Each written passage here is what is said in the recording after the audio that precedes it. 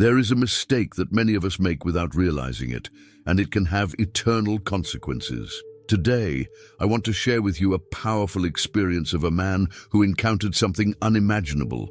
He saw the depths of hell and received a direct message from Jesus about this very mistake. Welcome to the channel where we explore profound experiences that challenge our understanding of life and eternity. Through stories of redemption, divine encounters, and eye-opening moments, we explore the mystery of God's grace.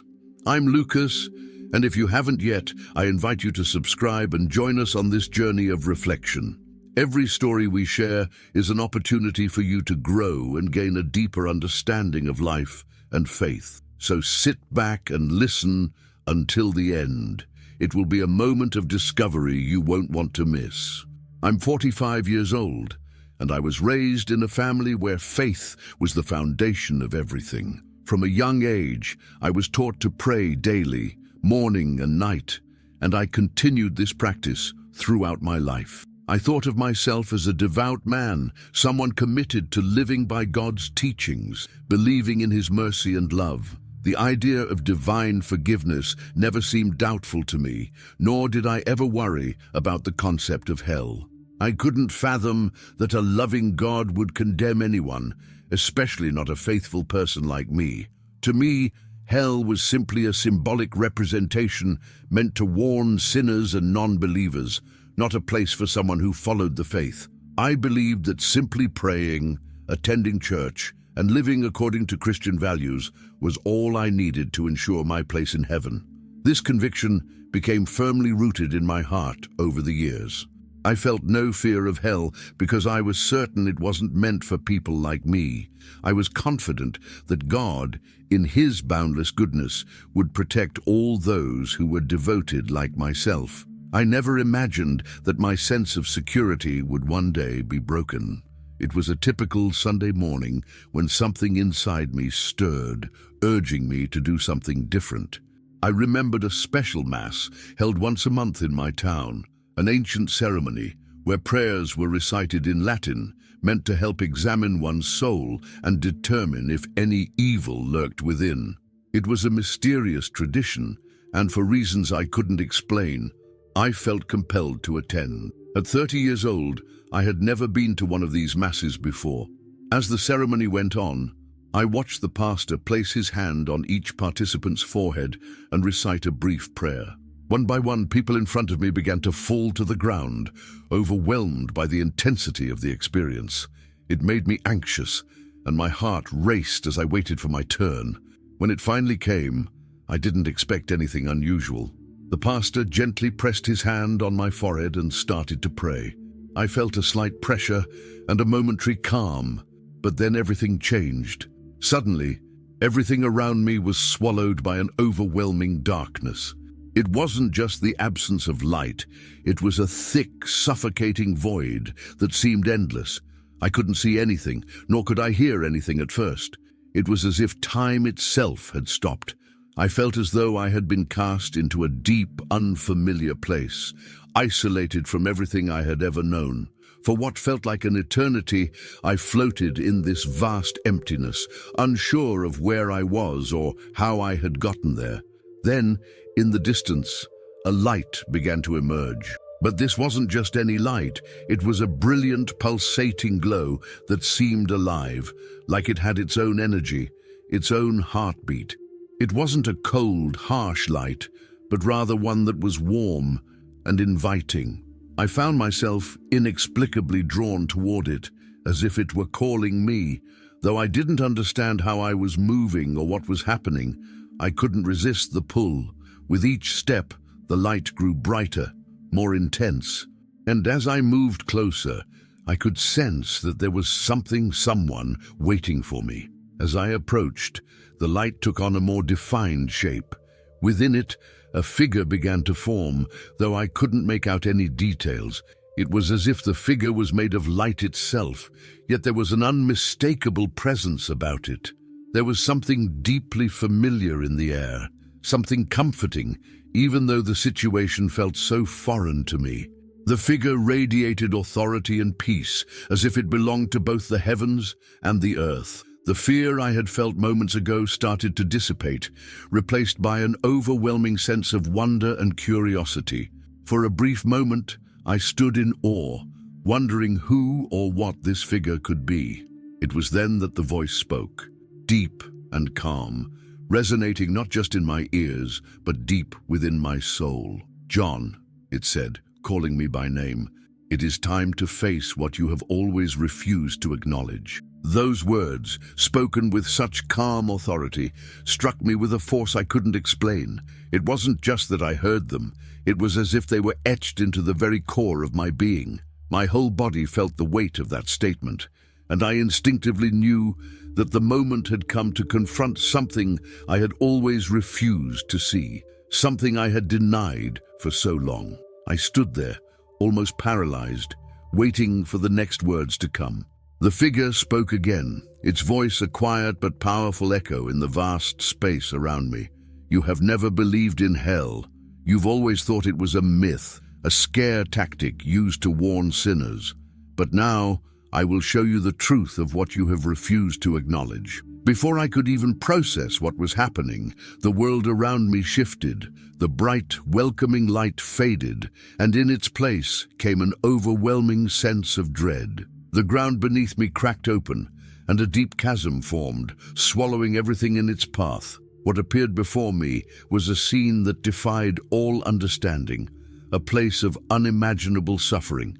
Flames leaped from the ground, towering higher than any mountain, their heat so intense that the air itself seemed to shimmer with the force of it. The sky above was thick with smoke and ash, casting an eerie, unnatural red glow over everything. And the worst part, the part that made my heart stop, was the screams. The cries of agony, the sound of people in torment, filled the air. It wasn't just pain, it was the kind of suffering that seemed endless, like there was no escape, no hope, and no end to the misery. As I stood there, horrified by the scene unfolding before me, I saw figures, people, surrounded by flames, writhing in pain. Some were reaching up with desperate hands, as though trying to find a way out, but their faces showed no hope. Their eyes were empty, lost. Others were curled up in the fire, consumed by the flames, their bodies contorted in unimaginable agony. The horror of it was indescribable, but what truly shook me to my core was the realization that some of these figures, some of these suffering souls, were people I knew, people who had sat beside me in church, people who, like me, had prayed, attended Mass, and believed in the same faith, yet here they were, trapped in this hellish nightmare. As I looked more closely, I saw familiar faces among the damned, pastors, deacons, and devoted churchgoers, people who had served the Christian community for years, were all engulfed in flames, their hands clasped together as if still praying, but their pleas went unanswered. I couldn't understand it. How could this be? These were good people, people who believed in God and followed His teachings. Why were they here, suffering in the flames of hell? With a trembling voice I asked, "Why are they here? What did they do to deserve this?" The figure beside me, still shrouded in light, replied in a voice that sent chills down my spine. "They prayed, yes, but they never truly opened their hearts. They judged others, thinking that their faith alone was enough for salvation. They ignored the sin that resided within their own hearts. They lived their lives thinking that my forgiveness was automatic, without ever considering the cost of their pride." The words hit me like a heavy blow. It was as if the ground had been ripped out from under me. The truth of what the figure said sank deep into my soul. All my life, I had believed that simply praying and following the rules would be enough to ensure my place in heaven. I'd assumed that my devotion and faith would shield me from judgment, but as I watched these people, good, faithful Christians, suffering in the flames, I began to realize just how wrong I had been. I saw the faces of people who, like me, had believed that faith alone was enough. One man, a respected deacon in our church, was kneeling in the fire, his hands raised in a desperate, silent prayer. He had lived a life of devotion, but in his heart, he had always judged others. He believed that because he followed the rules, he was better than those who didn't. He never showed true compassion or mercy to those who struggled. Another woman, who attended church every Sunday and prayed with great fervor, was also here, consumed by the flames. But behind her devout exterior was a life of hypocrisy. She had wronged others for personal gain, convinced that asking for forgiveness would absolve her. Yet there was no true repentance in her heart, only fear of punishment. As I continued to watch the suffering unfold, I saw scene after scene of Christians who believed that their faith would save them, regardless of how they lived their lives. They had lived with the conviction that their sins didn't matter, because their belief in God would protect them. But now, as I saw their torment, I understood that faith alone wasn't enough. The images of suffering continued to unfold before me, each more heartbreaking than the last. Every soul I saw was a Christian, someone who prayed, read the Bible and attended church, but there was something missing in their lives, something that had led them here. As I watched their torment, I couldn't help but feel a deep sense of sorrow for them. They had lived their lives thinking that their faith would protect them from judgment, but they had overlooked the true meaning of God's love and justice. The figure beside me spoke once more, his voice a soft yet powerful reminder. "It is not enough to recite prayers and attend church," he said. "Many of those you see here have fallen into the trap of believing that their faith made them immune to judgment. But I see the heart, and a proud heart cannot come near to me." The words struck me deeply, and a wave of fear and realization swept over me. I had always been so sure of my devotion, so confident that my faith was enough. But now, in the face of this undeniable truth, I began to question everything. Was I also living in the same trap? Had I been blind to my own pride? The figure paused for a moment, allowing the weight of the words to settle in before speaking again. "Humility is the key," he said softly. "The humility to recognize that you are imperfect, that you need my forgiveness every day, not just with your words, but with your heart. The humility to not consider yourself superior to anyone, to not judge others, but to love them as I have taught you. And above all, the humility to live with the awareness that you might not be worthy of my judgment, because no one is. No man, no matter how devoted, can save himself." Tears welled up in my eyes as I absorbed the truth of what the figure was saying. I had always lived with the certainty that my devotion was enough, that my prayers and actions would guarantee my place in heaven. But now, for the first time, I was forced to confront the reality that this certainty had been built on pride. The idea that I could somehow earn my salvation through my own efforts was shattered, and I realized how blind I had been all along. As I listened to these words, I felt a deep sense of fear, but also a strange comfort. It was the kind of fear that comes with truth, realizing that what you believed to be right wasn't enough, yet knowing that you still have the chance to change. I had always lived thinking that my devotion and faith would shield me, but the figure's words made me question everything. Could I be missing something important? Could I be living in a way that, despite my best intentions, was leading me away from salvation? The fear of being unworthy was overwhelming, yet the humility required to face this truth was liberating. The figure continued, leading me through yet another part of this dark place. The fire here wasn't as visible, but the suffering was just as intense. This was a different kind of torment, a torment of the mind and spirit. I saw people who had lived with the assumption that their faith alone would save them. They thought that believing in God was enough to ensure their place in heaven, but they had never truly questioned their own actions, their own hearts.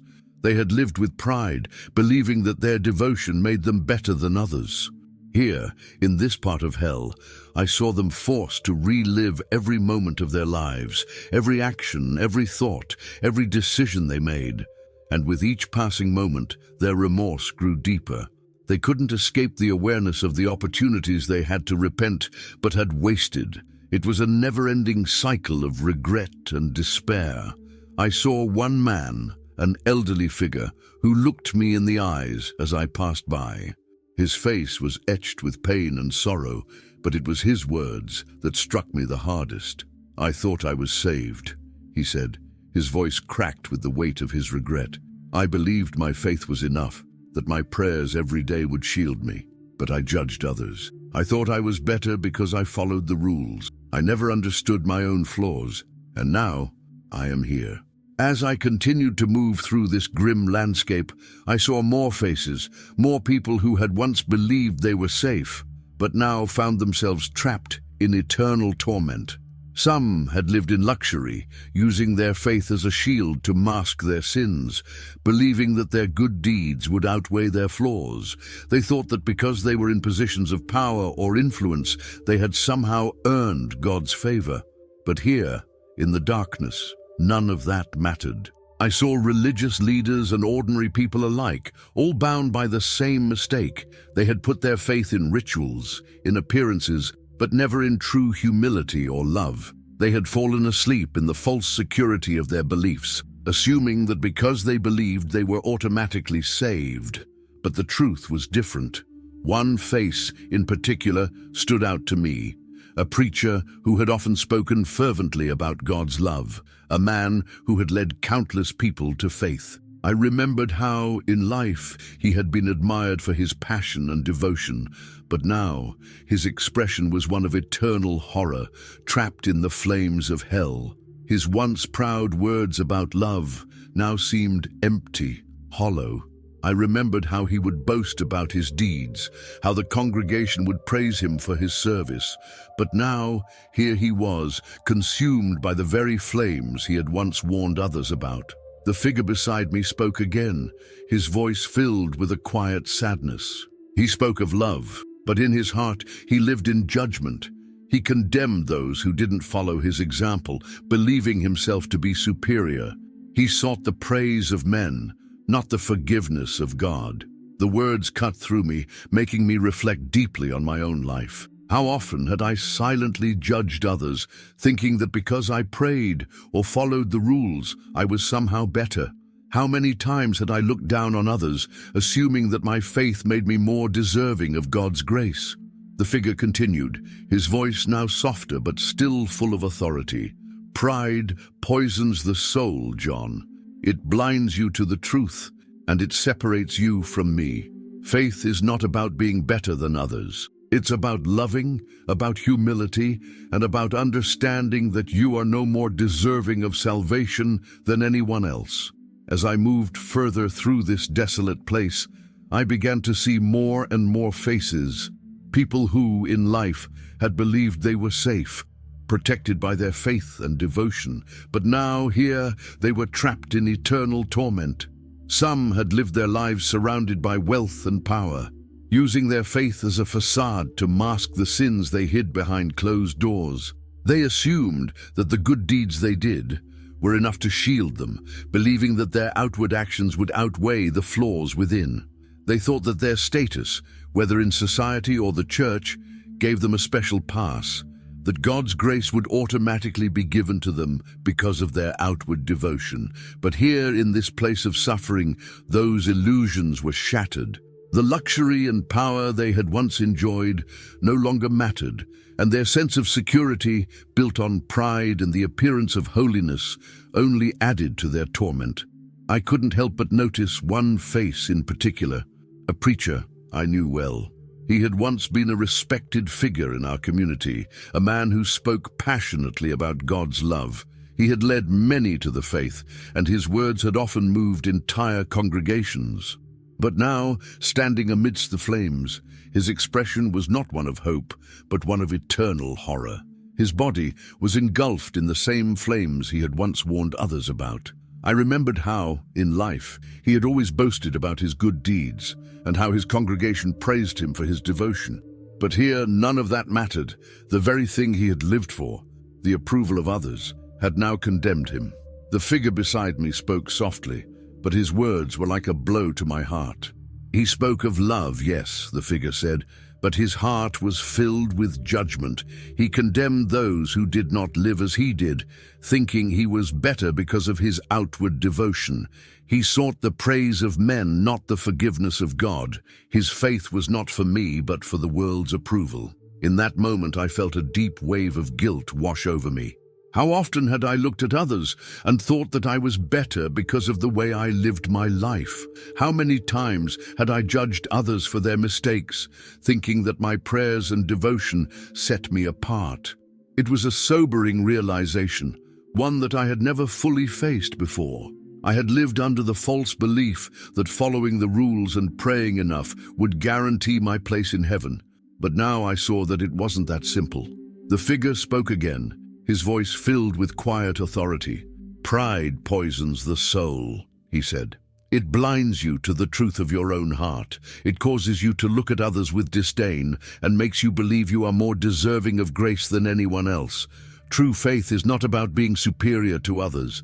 It's about humility, about recognizing that you are no better than anyone else and that you need my forgiveness every day, not just with your words, but with your heart."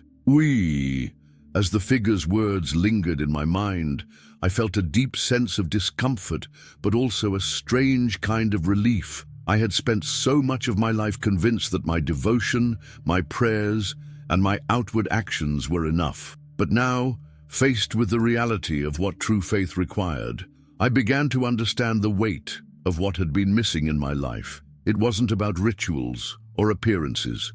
It was about living with true humility and a heart full of love for others. It was about acknowledging that no matter how much I prayed or how often I attended church, I was still just as flawed and in need of God's grace as anyone else. The pride I had carried with me, the belief that my devotion made me somehow superior, had clouded my ability to truly live out God's love. As I continued to walk through this grim place, the figure beside me led me to yet another part of hell. This one darker and more hidden than the others. The flames here were not as visible, but the suffering was no less intense. It was a torment of the mind and spirit, a place reserved for those who had lived their lives in arrogance and presumption. These were people who had believed that their faith alone would save them, that simply saying the right prayers and following the rules was enough. But they had never truly examined their hearts. They had lived with pride, thinking they were better than others because of their faith. And now, in this place, they were forced to face the consequences of their arrogance. I saw men and women, their faces twisted in pain, reliving the lives they had lived. Each time they tried to reach out for forgiveness, it was too late. The judgment had already been made. They were condemned to eternally relive the moments when they had rejected the opportunity to humble themselves, to truly repent. It was a torment, not only of the body, but of the soul. Their cries were not only for the pain they felt in the flames, but for the remorse that consumed them.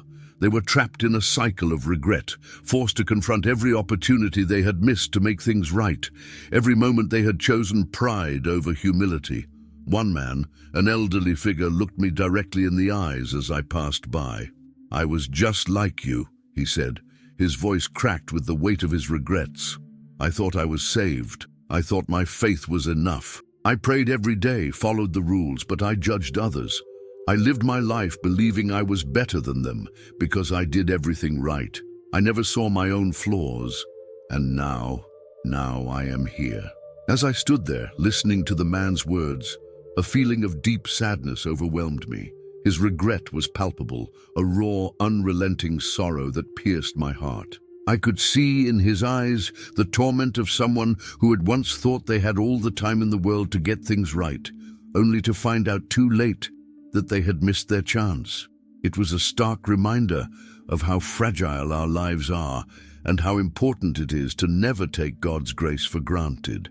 The realization that we might not have as much time as we think to truly humble ourselves, to ask for forgiveness, and to live with love hit me harder than I could have ever imagined. It wasn't enough to just live a good life or follow the rules. We had to live with sincerity, with humility, and with the constant awareness that we are never beyond the reach of God's mercy. Then, something even more striking happened. As I walked through this place of torment, I came across a familiar face, someone I had known for years. A preacher, a man who had always seemed so sure of himself, so confident in his faith. He had been a leader in our community, a guide for many. But now, there he was, trapped in the flames, his face twisted with horror and regret. I remembered how he had often boasted about his good deeds, how his congregation had praised him for his dedication. But now, his words were empty. The figure beside me spoke again, his voice filled with quiet sorrow. Even him, he said, despite all his good works, he lived in judgment. He believed that his devotion made him better than others, that his service to God was enough. But he failed to live with true humility. His heart was full of pride, and now he is here. The weight of everything I had seen was almost too much to bear. The torment, the regret, the endless suffering, it all seemed so real, so visceral. I couldn't escape the images, and they stayed with me long after I had left that place. The people I had seen, the lives they had lived, and the choices they had made, it all reminded me of just how fragile our faith can be if we take it for granted. But in the midst of all this darkness, there was still a glimmer of hope. The figure beside me, who had guided me through this horrifying experience, spoke once more, his voice gentle yet full of authority. "You are here to learn, John, to understand what many others ignored until it was too late. I have brought you here not to condemn you, but to give you a chance, a second chance. You can still change. You can still choose to live with humility, to seek true repentance, and to open your heart fully to God's love. But time is running out." I felt a sense of urgency in those words. It was as if I had been given a rare gift, a chance to change, to truly transform my life before it was too late. The figure's words had pierced through the fog of my pride and self-assurance, and now I was left with a deep understanding of how much I had taken for granted. I had always thought that my faith alone was enough, but now I saw that it was not just about faith. It was about living that faith with humility, love, and a heart open to God's grace. And for the first time, I realized how much I still needed to grow, how much I still needed to learn. I awoke in the hospital, my mind racing, struggling to process everything I had seen. The doctors assured me that my condition was stable, and after a few days of observation, they sent me home. But the experience haunted me. For weeks, I couldn't shake the images of hell, the faces of those suffering, and the message I had received. Was it all just a bad dream, a hallucination caused by the accident, or was it something much deeper? Every time I closed my eyes, the vivid images would return, and the weight of what I had experienced lingered, refusing to let go. Then, after 3 long months of constant debilitating headaches that no doctor could explain or cure, I found myself once again thinking about the special mass I had attended. The pain in my head had become unbearable, and in my moments of despair, I remembered the experience that had led me to that place. I decided to return to the pastor who had led the mass, hoping that he might have some answers. When I arrived, he listened intently as I shared my story. His eyes widened as I spoke, and it was clear that he had been grappling with a similar question for months. After I finished, he knelt and began to pray in Latin, words I couldn't understand. When he stood up, he looked at me with tears in his eyes. He told me that he had been praying for guidance on a delicate matter in his community, something that had been troubling him for a long time. He couldn't reveal the details to me, but he explained that his prayers had been answered through the vision I had experienced. My encounter had been a message, a sign from Jesus meant to guide him. At that moment, I felt a profound sense of relief. The headache that had plagued me for months suddenly disappeared, as if it had been lifted from my mind. I felt an indescribable peace settle over me. It was as if I had been freed from a weight I hadn't even realized was there. I knew then that my experience had a deeper purpose, that it was meant not only for me, but for others as well. I'm glad you got this far. If you liked this video, don't forget to like it, subscribe to the channel and activate the bell so you don't miss more content like this. May God bless you and keep you, and may you have an open heart for everything He has for you. Until the next video, see you tomorrow on Daily Faith Channel.